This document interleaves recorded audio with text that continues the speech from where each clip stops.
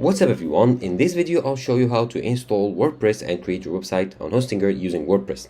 So here I'm on my Hostinger account, my main Hostinger dashboard, and to install WordPress, simply all you need to do is to go to websites right here, and let's say I'm adding a new website or creating a new website.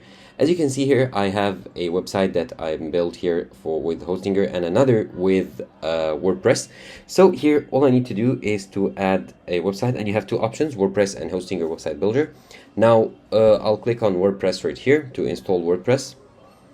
And now here you get some questions.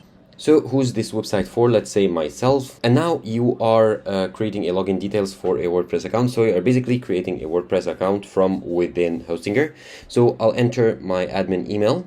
And once I've entered an email and a password, let me edit this really quickly. Okay.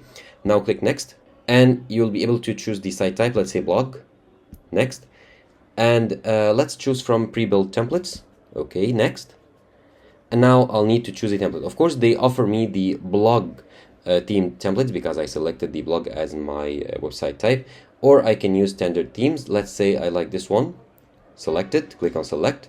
And now I'll need to choose if I want to select plugins manually after installation, because there are some plugins that are necessary for WordPress, such as Yoast SEO to manage the SEO or search engine optimization, Elementor as a powerful website builder with lots of tools and elements and widgets.